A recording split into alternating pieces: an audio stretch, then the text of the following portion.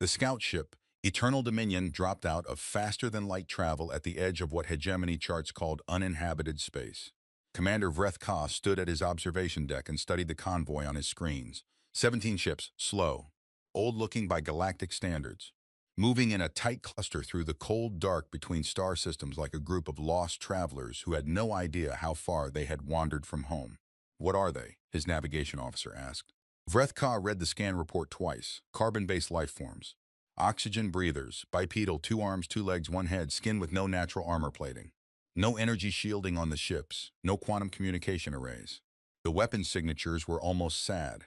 Chemical propellant launchers and early-generation directed energy weapons that the hegemony had phased out 6 centuries ago. "Humans," his science officer said. "They match the profile from the old Keth-Dar survey records, a young species. They have barely left their home system." Vreth Ka had heard of humans. Everyone in the hegemony had heard of humans, the same way you heard about insects in a garden. Present, unimportant. Easy to remove if they became a problem. Are they in hegemony claim space? Technically, yes. Sector 7 was claimed during the 3rd expansion. These creatures would have no record of that claim. They do not have the technology to receive our broadcast treaties. Vreth Ka folded 2 of his forearms behind his back. The Keth-Dar survey records were 200 years old. These humans had apparently made it to this corridor of space on their own. Primitive ships, primitive weapons, soft bodies. He thought about what the hegemony required of species found in claimed space. There was a protocol. It was simple. It had been applied 400 times in the history of the Empire, and it had never once failed. "Hail them," he said. On the human colony ship Perseverance, Captain Yael Okafor was eating a cold sandwich at her command station when the alien signal came through. It was not a language her translator recognized. It arrived on frequencies that human ships did not normally monitor.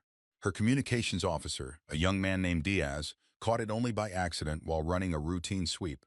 "Cap," he said, "we have got something weird." Okafor put down her sandwich. The signal was high frequency, mathematically structured, and repeating. Her ship's AI spent 14 seconds analyzing it and produced a rough translation. "You are in territory belonging to the eternal hegemony of the convergent stars. You have no right of passage here. Power down your engines and prepare to be boarded. Resistance will be met with total destruction. This is your only warning." She read it 3 times.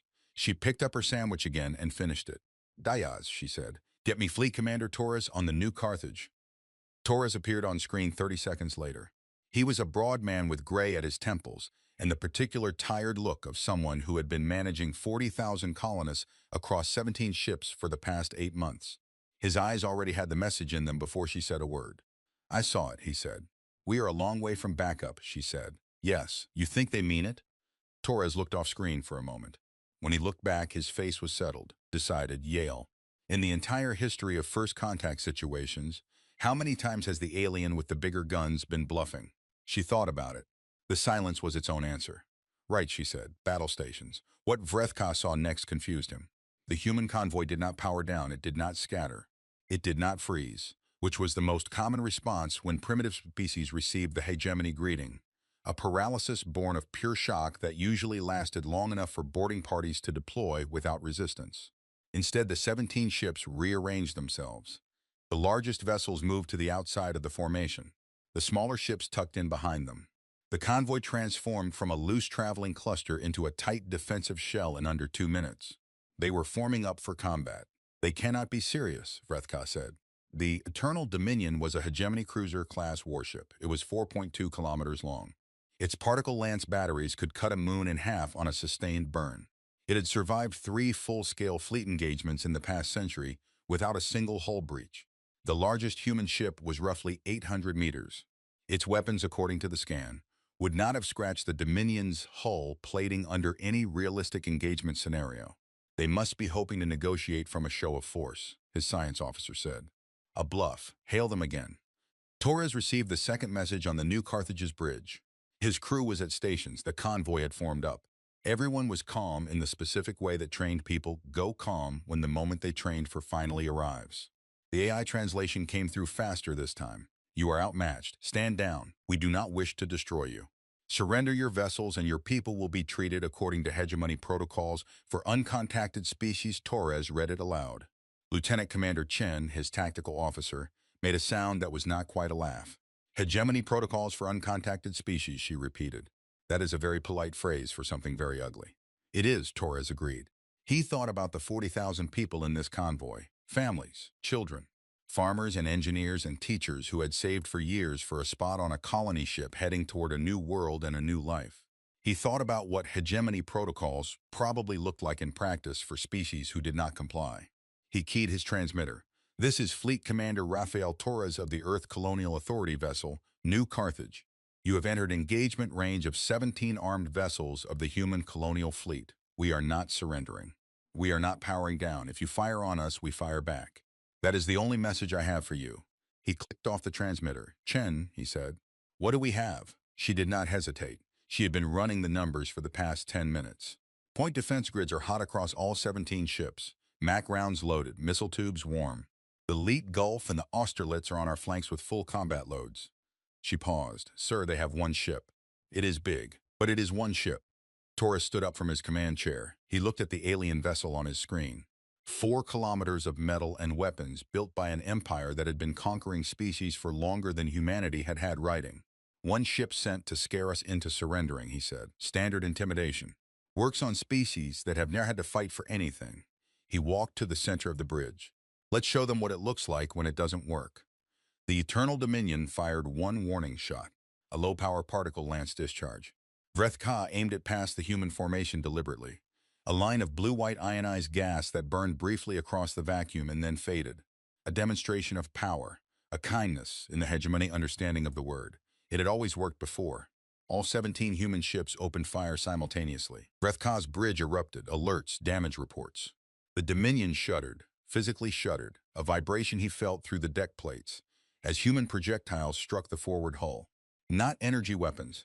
Chunks of metal accelerated to high velocity, which was so primitive that the Dominion's automated defense systems had spent nearly 2 seconds trying to classify them as weapons at all. But there were a great many of them. Hull breach in forward section C, his damage officer reported. Sections D and E holding. External sensor array damaged. Forward particle lance battery 2 is offline. Vreth-Ka stared at his damage report. They had damaged his ship. These creatures in their antique vessels with their metal-throwing weapons had breached the hull of a hegemony cruiser. Full power to weapons, he said. What followed was not a battle. It was what happens when a warship built to fight other warships turns everything it has on vessels that had no business being in a fight at all. The particle lances fired. 6 human ships died in the first volley. Clean kills. The beams punched through and the ships just stopped, venting atmosphere and debris into the dark. 3 more lost engines, spinning. The remaining 8 kept firing. Vreth-Ka watched his damage reports. His hull was absorbing hits. The human weapons were doing almost nothing significant to his warship. By every measurable standard, the fight was already over. The humans kept firing. He had expected them to run. He had expected surrender or panic or the frozen prey stillness that almost every species showed when facing overwhelming force. The humans did not run. They fired until 3 ships were left, then 2. Then, the New Carthage alone, pouring everything it had at the Dominion, in a sustained and objectively pointless barrage that accomplished nothing except to leave burn marks on the exterior plating. Vreth-Ka fired 1 lance shot at it. The New Carthage split open like a broken shell. The debris field spread slowly through the dark. 7 crippled ships drifted within range, still venting but intact. His sensors showed life signs in most of them. Silence. Send boarding parties to the intact vessels, Vreth-Ka said. Take survivors alive. I want one brought to the interrogation suite. His science officer was very quiet. Commander, she said carefully, they knew they could not win. Yes. They knew from the first scan that our vessel was beyond their capability to destroy. Yes. And they still fought. He said nothing.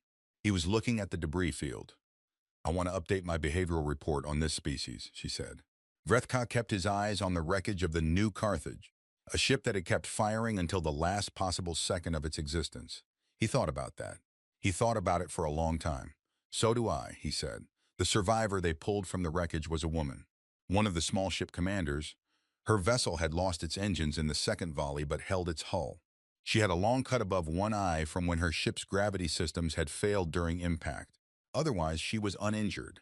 She sat in the interrogation chair and looked at the 4 hegemony officers in the room with no visible emotion. No shaking, no tears. She looked at Vreth-Ka the same way he was looking at her, studying, taking notes. He sat across from her. She was smaller than he expected. Soft-looking, the way all humans appeared to a hegemony soldier, No exoskeleton, no plating, nothing but a thin layer of skin over a fragile bone structure that his medical scanner described in terms that made her sound like she should not be alive, let alone sitting upright and looking at him. "You understand my translator?" he asked. "Well enough," she said. "You knew your ships could not defeat this vessel." She said nothing. "Your commander knew, he told you. And you still fought." She looked at the wall for a moment. Something moved behind her eyes. When she looked back at him, he still could not name what it was. It was not bravery. He had cataloged bravery in 400 species, and it always looked like tension, like a body forcing itself to stay still. It was not defiance, which usually wore anger the way a coat wears its buttons. This was something else entirely. "There were 40,000 people in that convoy," she said. "Families, kids." A pause. What were we supposed to do? Vrethka had no answer for that. He thought about the new Carthage firing until the moment it was destroyed.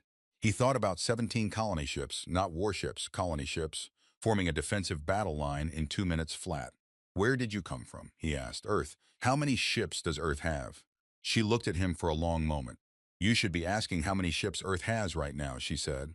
"Because what you need to understand is that the ships you just destroyed are frontier vessels. Colonial transport. Light armament." She tilted her head slightly. "Earth's actual military has not left port yet." Vrethka went very still. "And when it does," she said, "what happened here today will look like a warm-up." She said it the way someone announces the weather. Calm, matter of fact. Like it was not a threat at all, like it was just information he needed.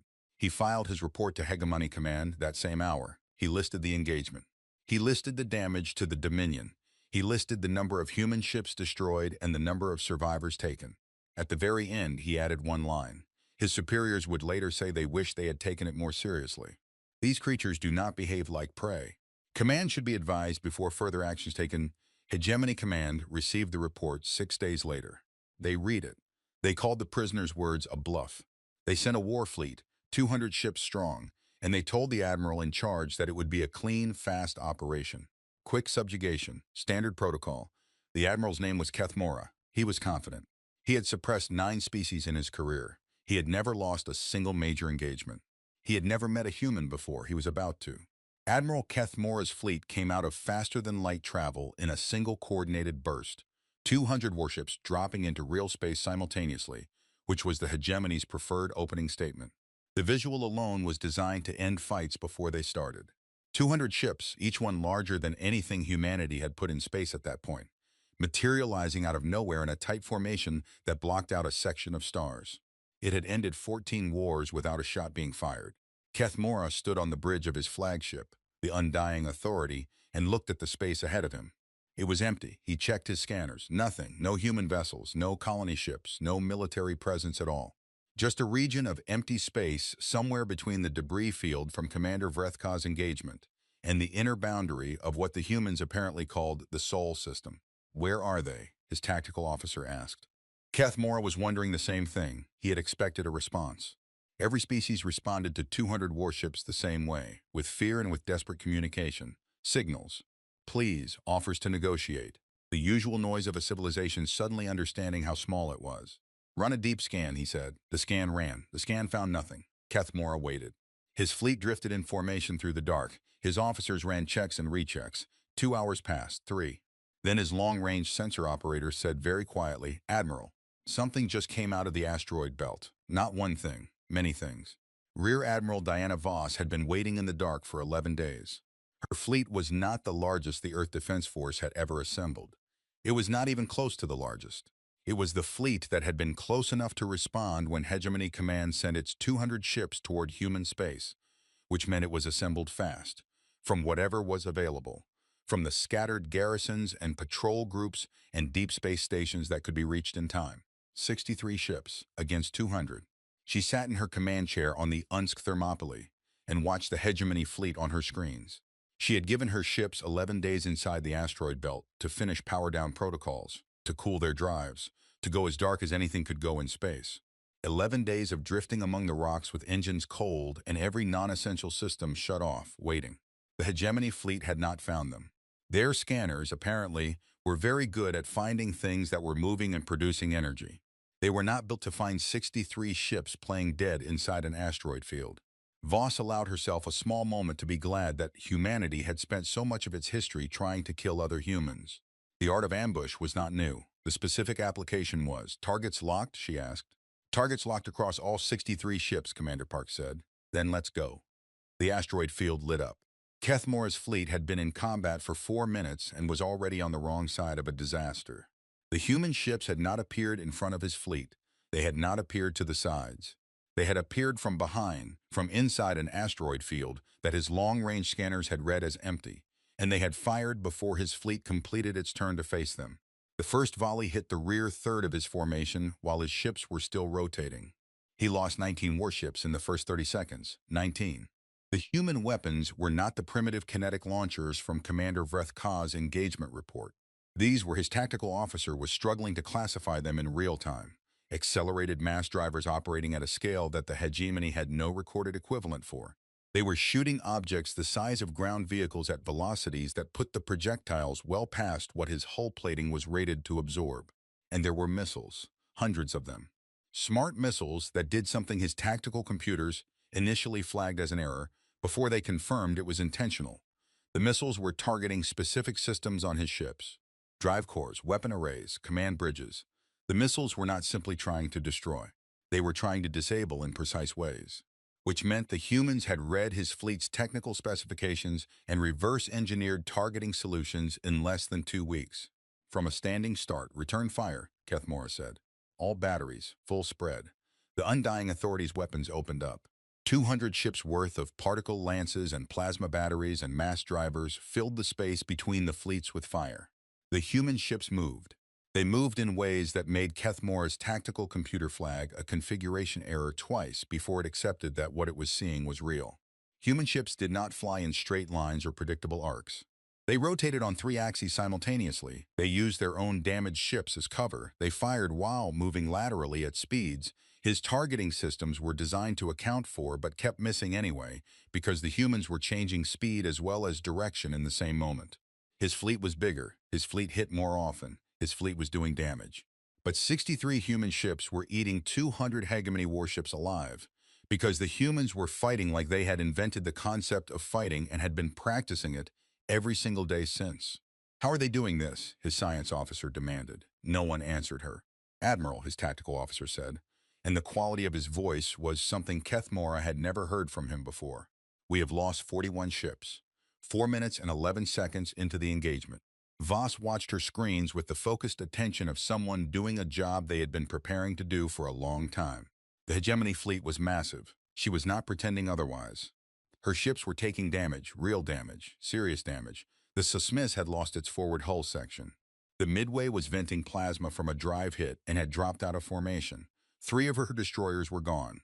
But the math was moving in the right direction. The humans had spent a very long time fighting each other. They had fought in every environment, under every condition, with every level of technology from sticks to nuclear warheads. They had fought wars that lasted hours and wars that lasted centuries. They had developed doctrine and counter-doctrine and counter-counter-doctrine in an endless cycle of mutual innovation that no other species in the galaxy had ever experienced, because no other species had spent 10,000 years in constant conflict with versions of itself. Hegemony warships were built on the assumption that the enemy would behave in a predictable way, because every enemy they had faced before had been predictable.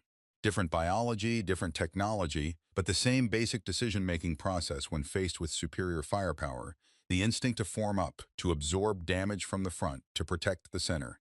Humans did not do that. Humans swarmed, humans split. Humans sent damaged ships forward as bait while intact ones flanked. Humans fired missiles in patterns that were only readable as patterns after the fact, when you were already burning. Kethmora's fleet was trying to fight a war. Voss's fleet was trying to solve a problem. The difference was not small. "The Undying Authority is breaking formation," Commander Park reported.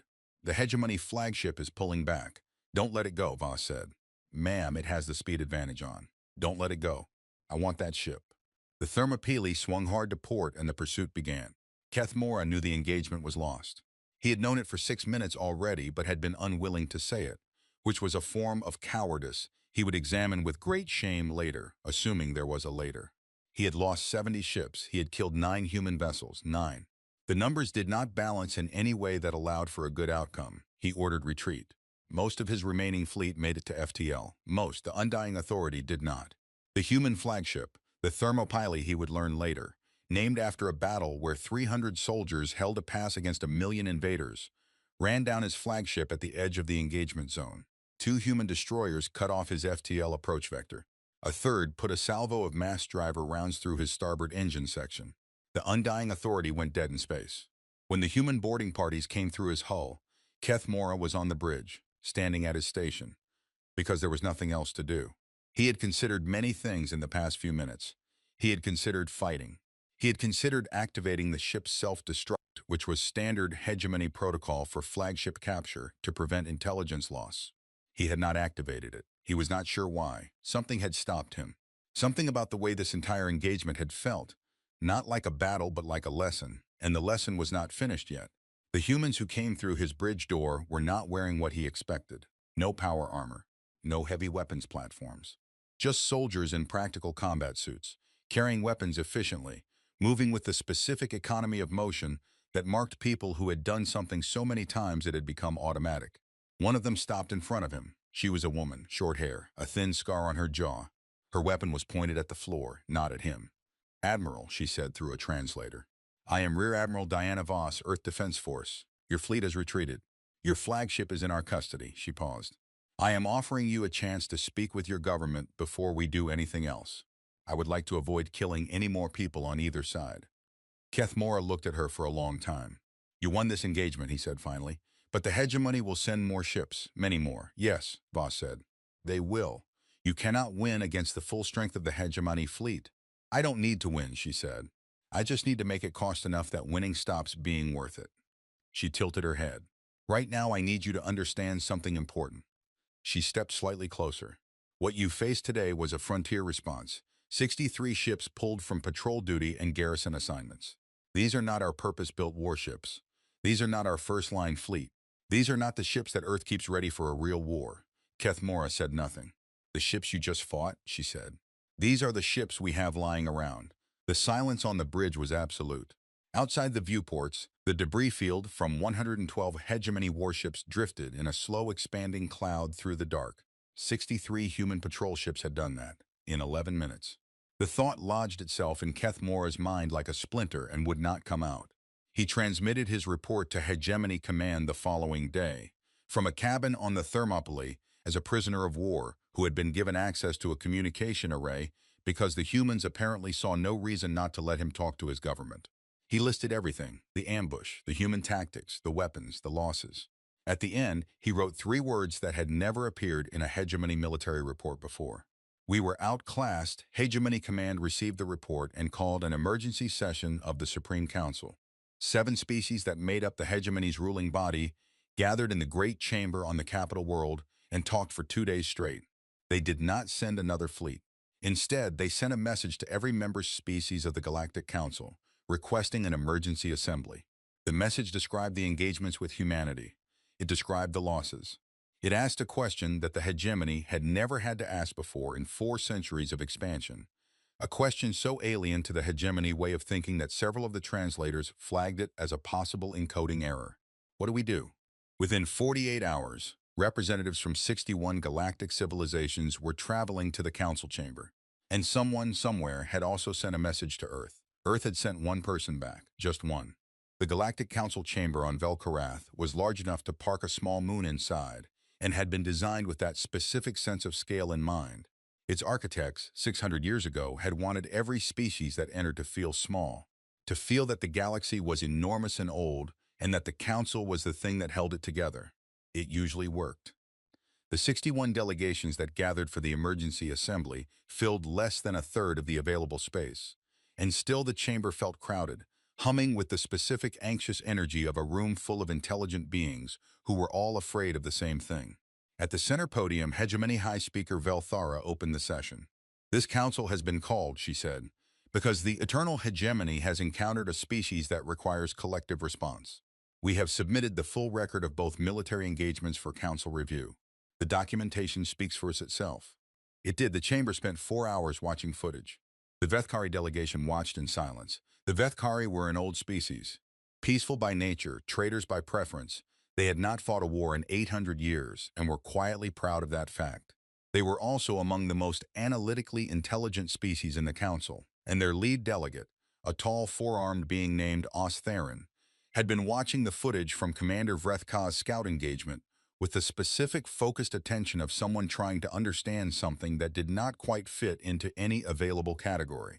It was not the human weapons that disturbed her. It was the colony ships. They had not been warships. The scan data was clear on that.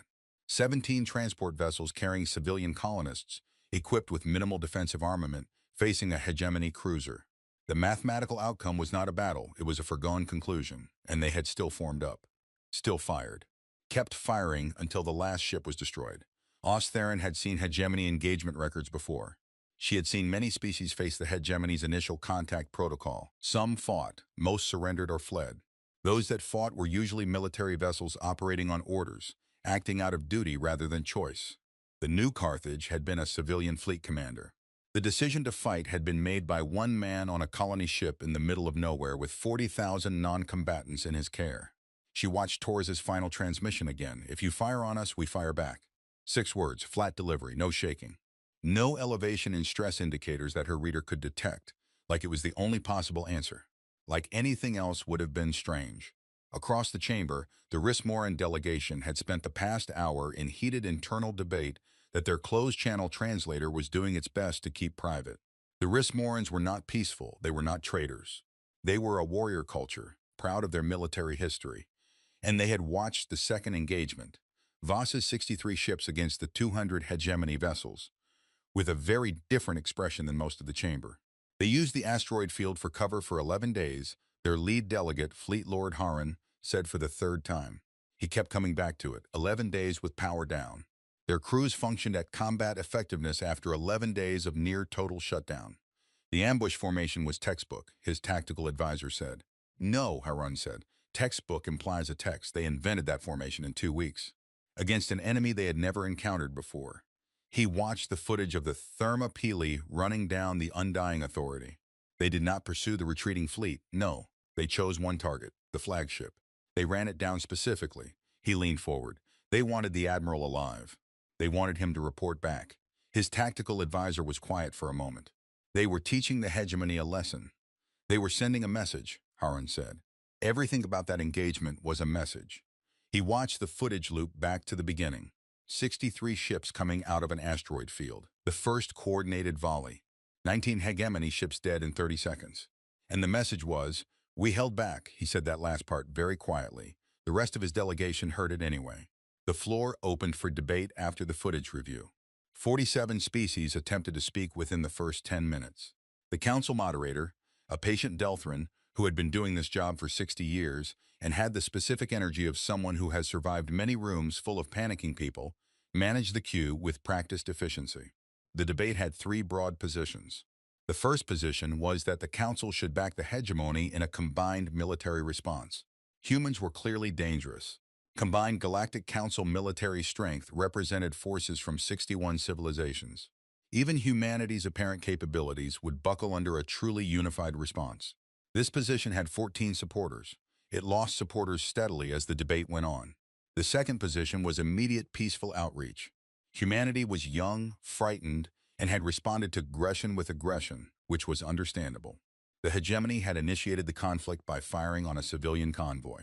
Perhaps an apology followed by careful diplomatic engagement could resolve the situation. This position had the most initial supporters. It also had a problem, which the Rissmoran Fleet Lord raised when he was given the floor. This council is proposing apologies and diplomatic engagement, he said, on the assumption that humanity is frightened, on the assumption that humanity fought back out of fear. He paused. I have watched the engagement records 11 times. I do not see fear anywhere in them. He looked around the chamber. The human commander was not afraid when he refused to stand down. He was not afraid when his ships were being destroyed. His people were not afraid when they kept firing from dying ships. Another pause. I think this council is misreading what kind of species we are dealing with. What kind do you think we are dealing with? The hegemony high speaker asked. Harren was quiet for a moment. He had been thinking about how to say this since the footage review ended. The kind, he said, that has been at war with itself for its entire history. The kind for which war is not an emergency, it is a normal condition. The kind that has had 10,000 years to get very, very good at something that most of the species in this chamber have not had to practice seriously in centuries. He set his hands flat on the table. We are not dealing with a frightened young species. We are dealing with a species that is, by any honest military assessment, currently better at warfare than anything in this chamber. He sat back. The question is not how to defeat them. The question is whether we want to try. The third position, which had been spoken quietly around the edges of the debate and which now moved to the center, was this: talk to them, but do it carefully. The human delegation arrived on the third day, one person. The chamber held its collective breath when the human walked through the main entrance. The Galactic Council had sent formal diplomatic protocols, invitations, a full honor guard, and requests for delegation credentials. They had expected a delegation, a team, specialists, the standard apparatus of interstellar diplomacy. They got Margaret Osei. She was 73 years old. She walked with a slight limp that she had acquired in a ground war 40 years ago, in a conflict that had since been resolved on a continent she had not been born on. She had spent 22 years as a combat officer and 30 years as a diplomat, which she considered to be the same job done at different speeds. She wore a plain gray jacket, no medals, though she had many. She carried a small bag and a data pad and nothing else. She walked to the human delegation's assigned position in the chamber floor, set down her bag, and looked up at the 61 species staring at her. "Shall we begin?" she said. The hegemony high speaker addressed her first, Ambassador Osei. "On behalf of the Galactic Council." I'm not an ambassador," Margaret said pleasantly. "I'm an envoy. There's a difference. An ambassador has the authority to make binding commitments on behalf of her government. An envoy carries a message and listens to messages in return." She set her data pad on the table. "Earth sent me to listen and to deliver a message. Whether anything comes after that depends entirely on what I hear." Silence. "What is Earth's message?" the high speaker asked. Margaret opened her data pad. She read from it without theater. "Earth notes that the eternal hegemony fired on an unarmed civilian convoy without provocation. Earth notes that this action resulted in the deaths of 6,412 human civilians. Earth notes that a subsequent hegemony military fleet of 200 warships entered human adjacent space with clearly hostile intent. Earth notes that this fleet was neutralized by Earth Defense Force units at a cost of 309 human military personnel." She looked up from the pad. "Earth's position is this: the hegemony will acknowledge its unprovoked attack on human civilians. The hegemony will pay reparations to the families of those killed. The hegemony will formally recognize human territorial rights in all currently and previously inhabited human space." She closed the pad. "In return, Earth will consider this matter resolved and will not pursue further military action." She looked up at the hegemony delegation specifically. "Those are Earth's terms. They are not a starting position for negotiation. They are the terms." The high speaker's expression was something between outrage and careful calculation. "You speak of reparations and acknowledgement to the most powerful empire in this galaxy as though you are the party with leverage." Margaret tilted her head. "I am. The hegemony has thousands of warships. Earth has. We destroyed 112 of your warships in 11 minutes with 63 ships pulled from patrol duty," Margaret said. She said it the way you point out a mistake on a bill. Calm, precise. "I have the exact figures if you need them." She looked around the chamber. "This council has spent 3 days trying to figure out what to do about humanity. You are afraid of what we might do if pushed. That fear is not irrational." She folded her hands on the table. "The question you should be asking is not what happens if you refuse our terms. You know what happens if you refuse our terms. The question you should be asking is why we are offering terms at all." The chamber was very quiet. "Because we don't want a war," Margaret said. "We have never wanted a war. We would like to join this council as equal members, trade with your civilizations, explore our galaxy, and raise our children in something resembling peace." She paused. "But if you make war on us, we will fight. We will fight the way we have always fought. And what you have seen so far, 63 ships, a patrol fleet, is not the war we are capable of fighting." She let that sit for a moment. "Accept the terms. This ends here for everyone's benefit." The hegemony high speaker leaned forward.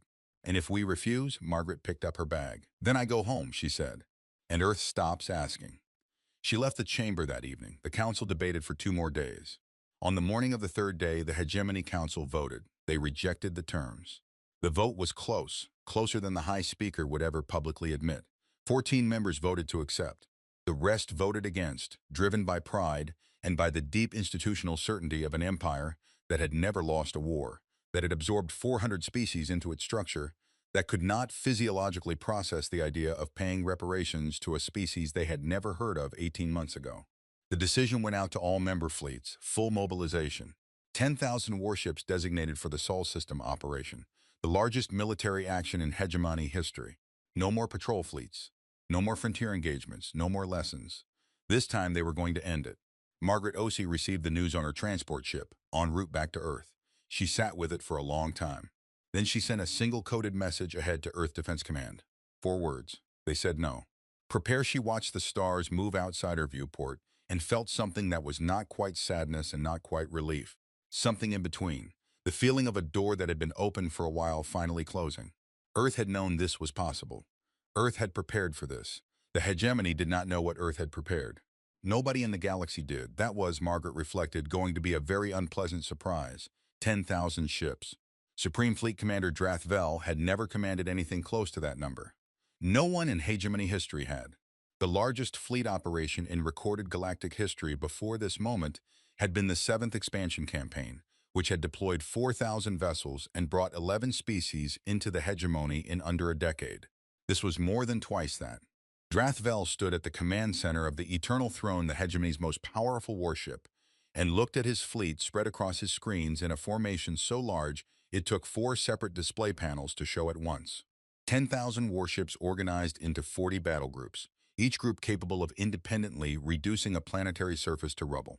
They had spent 4 months assembling this fleet. 4 months of recalls and requisitions and acceleration of the shipyard programs and stripping garrisons from member worlds and pulling reserve vessels out of long-term storage and reactivating them. The hegemony had moved with a speed and coordination it had not shown in centuries, driven by something that the council chamber debates had politely called strategic urgency, and that the soldiers called by its real name, fear. Set course for the Sol System, Drath Vel said. 10,000 ships moved. The Sol System was 8 light years away.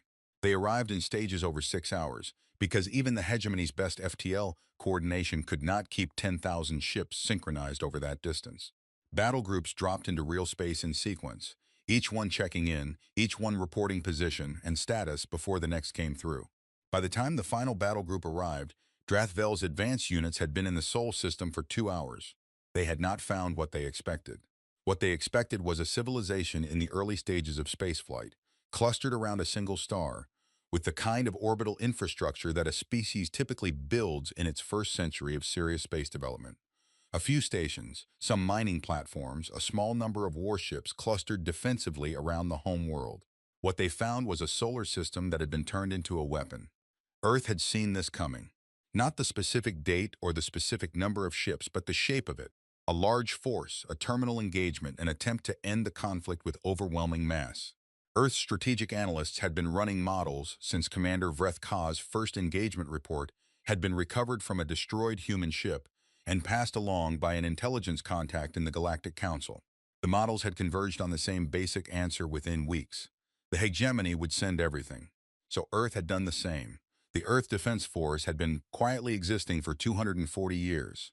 It had been built, expanded, reduced, rebuilt, argued over, defunded, refunded, and shaped by every major human conflict and every period of human peace in the 2.5 centuries since humanity had first looked up at the stars and realized that whatever was up there might not be friendly.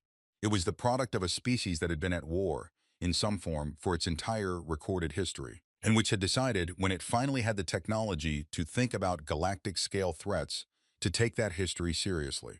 What the hegemony's advanced units found as they spread through the outer Sol System was not a defense. It was infrastructure. The difference was important. A defense is something you build when you think an attack is coming. Infrastructure is something you build because it is always there. Automated weapons platforms in the Oort cloud. Layered sensor nets that had detected the hegemony fleet's FTL approached 6 hours before the first ship arrived. Mass driver arrays mounted on asteroids, on moons, on orbital stations, running through the entire system on arcing orbital paths that put them in firing position on any approach vector. Railgun installations on the surface of every rocky body larger than 50 kilometers. Drone carrier stations positioned at the L4 and L5 points of every major planet, each one holding thousands of combat drones on standby power. And then there were the ships. Fleet Admiral James Okafor, Yale's father, though he did not allow that fact to mean anything in professional settings, sat on the bridge of the EDF Dunkirk and watched the hegemony fleet materialize on his screens. He had been watching them come in for 2 hours, 10,000 ships. He had known the number was coming. His analysts had predicted it within 10% accuracy based on the hegemony's known shipyard capacity. He had planned for it. He had built his response around it. He had also, in the private hours of his own mind, felt the weight of it. 10,000 ships was not a number that fit inside a normal human intuition of military force.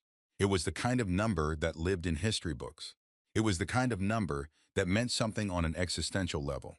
Okafor had spent 30 years preparing for an existential engagement. "How are we on deployment?" he asked. "Battle groups Alpha through Delta are positioned at the inner system line," his tactical commander, Vice Admiral Santos, said. "Echo through Kilo are at the outer asteroid belt. Omega Group is at the Order Ray." She paused. "The hegemony's advance units have already triggered the first 3 automated sensor rings. They know we know they're here." "Good," Okafor said. "I want them to know." "Drone arrays? Hold till I give the word understood." A pause. "Sir, they outnumber us 14-1. Okafor looked at his screens. "They outnumber the ships they can see," he said. "What's on the drone manifest?" 1.2 million combat drones across all arrays. "What about the lunar installations, hot and locked?" "Titan platforms online and at 98%. The Order Ray, ready on your command." Okafor leaned back. "What's the hegemony formation doing?" "Advancing. Main body is still deploying from FTL. Leading units are moving toward the outer asteroid belt." Santos studied her screens. "They're moving confidently. I don't think they've found the drone arrays yet." "They won't," Okafor said, "until we turn them on." Supreme Fleet Commander Drathvel did not understand what he was looking at. His advance units had reached the outer asteroid belt and found human warships waiting for them. That was expected. The human warships were larger than the patrol vessels from the previous engagements. Purpose-built military ships, well-armed, and there were roughly 700 of them spread across the inner asteroid belt in a wide defensive screen. 700. He had 10,000 ships. "Begin the engagement," he said. Standard formation. Push through the asteroid belt line and advance to the inner system. His leading battle groups moved forward. Then the asteroid belt moved, not metaphorically. Not in a way that could be described as anything other than what it was.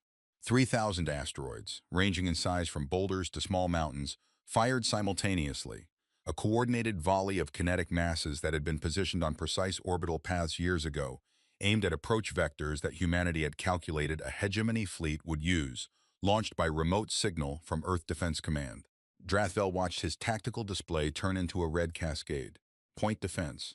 "Point defense cannot track that many individual objects simultaneously," his tactical officer said. He was not panicking, he was simply reporting. "There are too many, they are too fast. They are coming from too many angles." 3 minutes after the asteroid belt fired, Drathvel had lost 411 ships. He had not lost a single ship to the human warships yet. He had lost them to rocks. Santos watched the first wave hit. "Drone arrays," she said. "Launch." 1,200,000 combat drones came online simultaneously across the entire Sol system. They were small. By hegemony warship standards, they were almost nothing. 2 meters long, shaped like elongated cylinders, carrying a single kinetic penetrator round and enough drive capacity for one high-speed attack run. They were not individually impressive.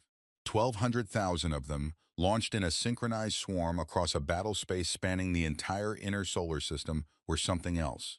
They were coordinated. They were smart, not intelligent, but programmed with targeting logic that prioritized drive systems and weapon arrays. The same targeting philosophy that Rear Admiral Voss's fleet had pioneered in the previous engagement now applied at a scale that made that engagement look like a preliminary sketch. They were also expendable, which meant they went places and did things that crewed ships would not. The hegemony fleet's point defense systems were already strained from the asteroid strike. They had been designed to handle saturation attacks. But they had been designed to handle saturation attacks from a single direction, because no adversary in hegemony military history had ever managed to mount a saturation attack from all directions simultaneously. Drathvel's fleet had its back to the outer system, its flanks to the asteroid belt, and its front to the inner system where the human warships were now advancing. The drones came from all 4 directions, and from above and from below the ecliptic plane, and from inside the asteroid belt itself where arrays had been hidden inside the larger rocks. He lost 2,000 ships in the drone wave. His fleet had not reached the inner solar system yet. The battle took 11 hours. It had a shape, a terrible complex shape that would be studied in military academies across the galaxy for centuries afterward. The human fleet did not fight a single battle. It fought 40 separate engagements simultaneously, each one precisely coordinated with the others, each one designed to push the hegemony fleet into specific positions where the next wave of fire was already waiting. Okafor directed from the Dunkirk, with the quiet focus of a man doing extremely difficult work that he had been trained to do. He lost ships, he lost people. Every name on the casualty list was a name he would read later, in private, because that was how he had always handled it, not as numbers, as names. But the math moved in one direction. The Titan platforms fired at hour 3, adding the outer planet's moon-based mass drivers to the engagement. The Oort array fired at hour 7, catching the hegemony's reserve battle groups as they tried to hold position beyond the main engagement zone. Okafor's shipboard fleet pushed into the hegemony's main body at hour 9, when the hegemony formation had been broken by 6 hours of automated fire into disconnected clusters that could no longer support each other. At hour 11, Supreme Fleet Commander Drathvel, aboard the Eternal Throne, did the mathematics. He had arrived with 10,000 ships. He had approximately 1,200 left. They were scattered across the solar system. They were damaged. They were out of coordinated formation for the first time since the battle began. The human warships were between them and the outer system. The automated platforms were between them and any clear FTL vector. He had been in space for 11 hours, and he was inside the Sol system with no clear way out, and 1,200 ships against a human fleet that was still largely intact, and an automated defensive network that had not run out of ammunition. He sent a message to Earth Defense Command. He asked for terms. The response came back in 40 minutes. It was not Margaret Osei this time. It was James Okafor speaking from the bridge of his ship, surrounded by the sounds of a fleet that had just fought for 11 hours and was still running hot. Supreme Fleet Commander Drathvel, Okafor said. He was tired. He looked it. He did not pretend otherwise. I'm accepting your request for terms. Your remaining vessels will power down weapons and hold position. I'll have transport vessels at your location within 4 hours to begin evacuation of your wounded. Any ship that fires while waiting will not receive this offer again. He paused. I want to be clear about something, he said. This battle is over. This war is over. What you experienced today was the Sol system's permanent defensive infrastructure. What we have built here over 2 centuries and keep ready at all times. Another pause. It is not the sum total of Earth's military capacity. It is not close to the sum total of Earth's military capacity. He looked at the camera. What you saw today is what we do to protect one planet. What we are capable of doing beyond this system, that is a different number entirely. He let that land. Power down your weapons. Let us get your wounded. And then the hegemony is going to want to reconsider the terms Ambassador Osei offered. He clicked off. Drathvel sat in silence for a long moment. 1,200 ships out of 10,000. And the human had just told him this was just the defense of one planet. He powered down his weapons. He sent the order to his fleet. And he began to understand, in a way that felt like the ground disappearing from under his feet, that the hegemony had not been fighting a young, frightened species that was punching above its weight. It had been fighting a species that was fighting below its ceiling. There was a very large difference between those two things. He was only beginning to understand how large. The galaxy learned in pieces. It did not learn all at once, the way you might expect news of a civilization-altering event to travel. It learned the way news actually travels, in fragments, in rumors, in messages that arrived out of order, in second-hand accounts from ship crews who had been near the Sol system and picked up signal traffic that they couldn't quite believe they were reading. Hegemony Supreme Fleet loses engagement in Sol system. 10,000 vessels deployed, 1,200 returned. Armistice requested, terms under discussion. That was the first fragment that reached the Galactic Council. It took most of the receiving species about 4 hours to process the number. Some of them ran the math more than once, certain they had made an error. 10,000 ships, 1,200 returned. The hegemony had lost 88% of its largest fleet action in history, in 11 hours against one planet. The armistice talks happened on neutral ground, a station orbiting a small star between human space and hegemony territory, chosen because it belonged to neither and was far enough from both that no one could argue it was an act of pressure. The hegemony sent 9 delegates, Earth sent 2. Margaret Osei was one of them. She walked into the room with the same gray jacket and the same datapad she had carried at the Galactic Council.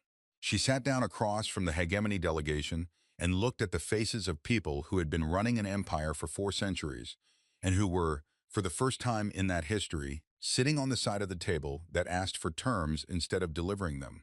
She did not allow herself to feel satisfaction about this. She had learned in 30 years of diplomacy that the moment you started enjoying the other side's discomfort was the moment you started making bad decisions. You know what Earth wants, she said. High Speaker Vel Thara, who had replaced the previous High Speaker after the Sol engagement, looked older than she had at the Galactic Council. Not physically older, just worn. The previous terms, she said, the previous terms, Margaret confirmed. Acknowledgement of unprovoked aggression, reparations to the families of the colony convoy dead, formal recognition of human territorial rights. She paused. And one addition. What addition? A formal agreement that the hegemony will not conduct first contact operations in unclaimed space, operations of any kind, without first consulting the Galactic Council. You don't get to claim territory and inform the species living there after the fact anymore. Margaret set her datapad on the table. That's not a renegotiation of the terms. It's the updated terms. Velthera was quiet for a moment. You are asking us to change the way we have operated for 4 centuries. Yes, on the basis of one conflict. On the basis of common decency, Margaret said, without heat. The conflict is just the reason you're finally listening. The talks lasted 3 days. The hegemony delegation argued about wording and scope and implementation timelines. Margaret and her colleague, a younger diplomat named Adeyemi, who had the particular skill of being able to negotiate without his face ever giving anything away, moved through each point methodically, patient as water. On the 4th morning, the hegemony delegation signed. Word reached the Galactic Council in full on the day the armistice was announced. The chamber that had been so full of anxious noise 3 months earlier was different now, quieter. The representatives of 61 species sat with the specific stillness of people who had been given a great deal of new information and were still processing it. Ostherin of the Vethkari had been running calculations since the first reports came in. She pulled up the numbers again. 10,000 ships against one planet's defenses. She thought about the colony convoy. 17 civilian ships forming a battle line. She thought about 63 patrol vessels running down 200 hegemony warships. She thought about what Fleet Lord Heron had said in this very chamber. I don't see fear anywhere in them. She had been thinking about that for months. She had been thinking about why. She was Vethkari. She had a deep practice capacity for understanding psychology across species lines, for reading the emotional logic behind observed behavior. She had 800 years of species interaction in her cultural history to draw on. She had not been able to explain the absence of fear. Now, sitting with the full picture, she thought she finally understood. It was not that humans lacked fear.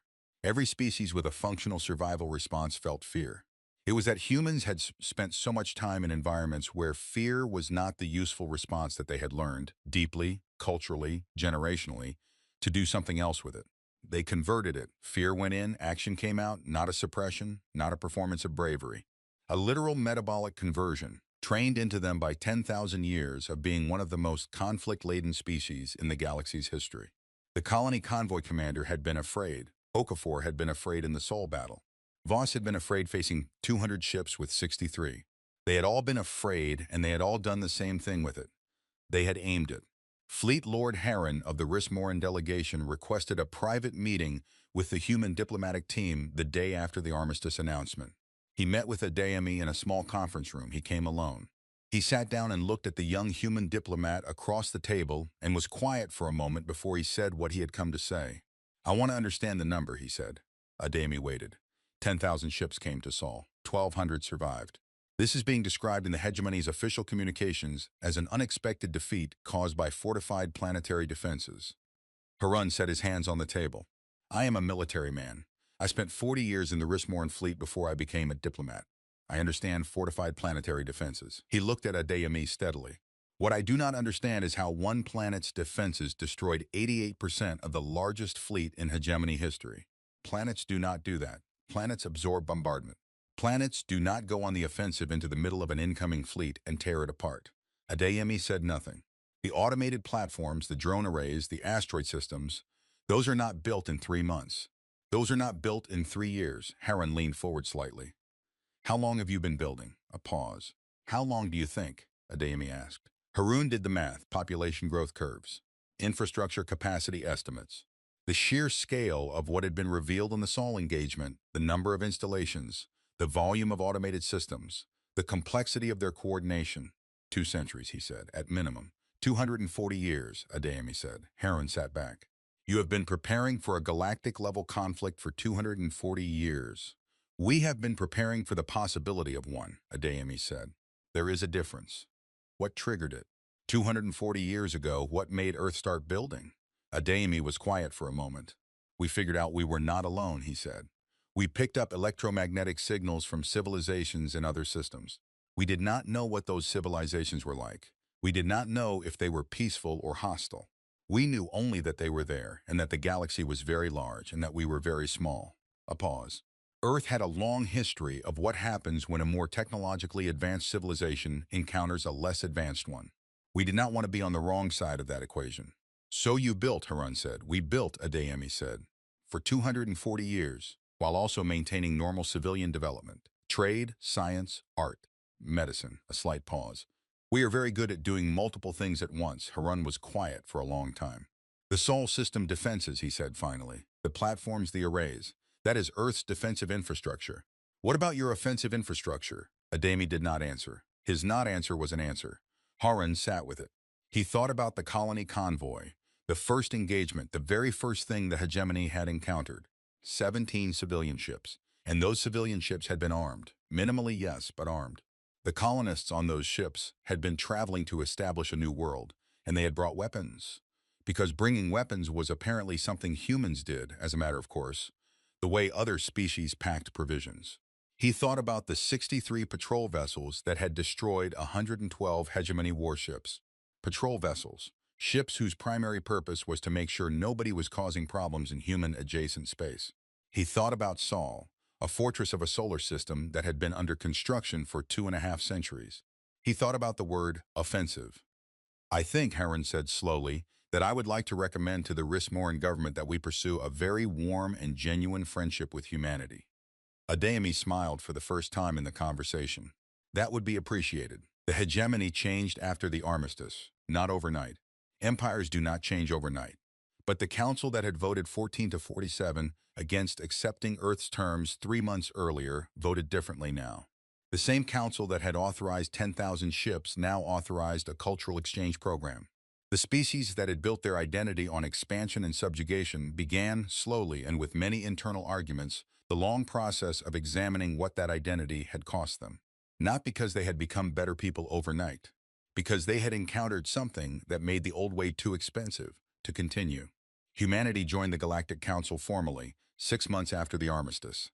Margaret Osei took the human seat in the chamber and sat in it with the specific calm of someone who had been doing hard things for a very long time, and for whom this particular hard thing was finished. She gave a short speech. She said that Earth did not want to be feared. She said that Earth wanted to trade and explore and learn and contribute to a galactic community that was better for every species in it. She said that humanity had built what it had built not out of aggression, but out of caution. Because caution was what a small species did when it looked at a large universe and decided to take its chances. She said one more thing. The hegemony encountered our colony fleet first, she said. Those 17 ships. Those 40,000 people. That was not a military operation. That was ordinary people going to build a new home. She looked around the chamber. The hegemony attacked them because they could. Because the hegemony's entire framework was built on the idea that capability confers right. That if you are strong enough to take something, you may take it. She paused. Earth's framework is different. We are strong. We have been building strength for 240 years. We are not ashamed of that. But strength is not permission. It is responsibility. Another pause. We would like to help this council build something that reflects that idea. We are willing to work very hard toward that goal. A final pause. We are very good at working hard. There was no applause in the chamber. The species present did not all share the same customs around that. But there was something else, a particular quality of attention, a collective settling, a room of 61 civilizations receiving a piece of information and beginning slowly to understand what it meant. Theron walked out of the council chamber into the long corridor that ran along the exterior of the station, a transparent wall on one side looking out at the star field, and she stood there for a while. She thought about the full shape of it now. She thought about a species that had picked up radio signals from the stars and decided in the long, careful, institutional way of a civilization thinking across generations that it was going to take the galaxy seriously. That had built for 240 years in parallel with living. Not instead of living, not in sacrifice of everything else, but alongside it, quietly, persistently, with the specific determination of a people who had already learned every lesson about what happens to those who are not prepared. She thought about the colony convoy. She thought about what it meant that those civilian ships had been armed. She thought about what it meant that Rear Admiral Voss had run the Undying Authority down not to destroy it but to take the Admiral alive, to send a message. She thought about what it meant that Earth had deployed 63 patrol ships against 200 hegemony warships and won, and that the Earth Defense Force's full frontline fleet had not moved at all, had stayed in position, had watched, had been waiting to see if it would be necessary. It had not been necessary. That was, Ostheron thought, the most important detail of everything she had witnessed. Not the weapons, not the platforms, not the drones or the asteroid arrays or the Titan installations. The most important detail was what Earth had not deployed. The hegemony had sent 10,000 ships to end a civilization. Earth had ended the engagement with the tools it kept for ordinary defense, and the rest, the ships, the stations, the full industrial military infrastructure of a species that had been quietly building toward galactic-scale conflict for nearly 2.5 centuries, had stayed home, waiting, ready, not afraid. She thought about Margaret Osei walking into the Galactic Council with a gray jacket and a data pad. One person, one message. Accept the terms. This ends here. The hegemony had said no. They had found out what no cost. She looked at the stars for a long time. Then she went back inside because there was work to do. The slow, grinding, important work of building something better out of what had happened, the work that the galaxy would be doing for a very long time. On the other side of the galaxy, 8 light-years from Vel'Korath, in a solar system that had just finished patching hull damage on several hundred platforms and recalibrating several thousand drones, Earth Defense Command filed its post-engagement assessment. The document was long. Its final paragraph was short. Sol system defenses performed within projected parameters. Fleet performance exceeded projections. Losses are within acceptable range. Note for strategic review. The hegemony fleet engaged represents approximately 12% of estimated hegemony total military capacity. Earth's response engaged approximately 18% of Sol system defensive capacity. Frontline offensive fleet was not required. Strategic reserves were not activated.